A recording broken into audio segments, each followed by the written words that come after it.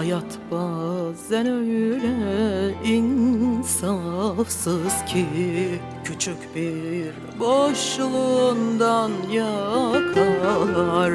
Hissettirmez en zayıf anında, seni ta yüreğinden yaralar.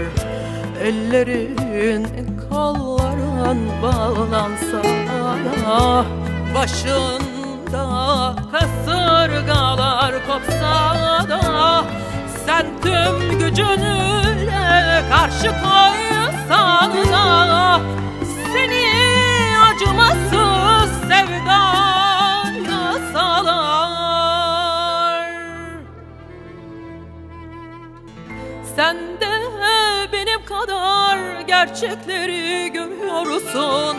Beraber olamayız benim gibi biliyorsun.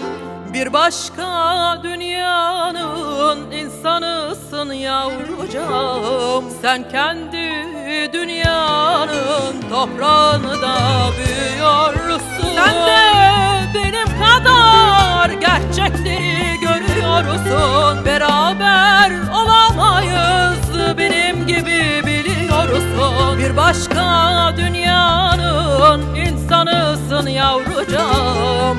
Sen kendi dünyanın toprağında büyüyorsun.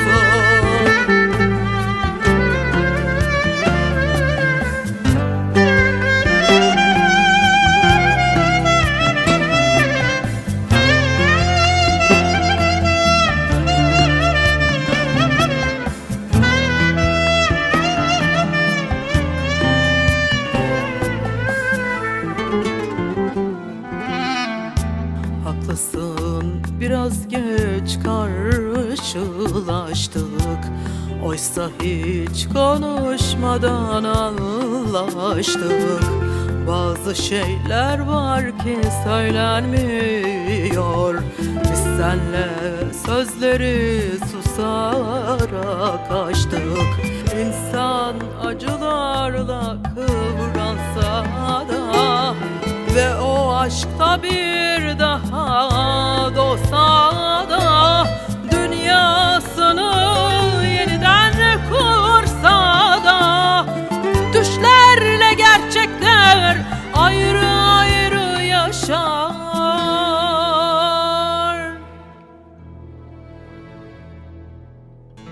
Sen de benim kadar gerçekleri görüyorsun. Beraber olamayız benim gibi biliyorsun.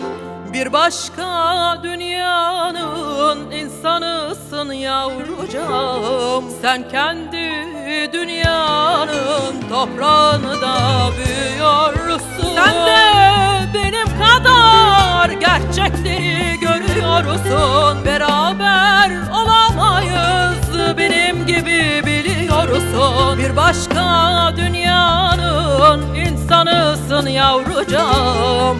Sen kendi dünyanın toprağında büyüyorsun.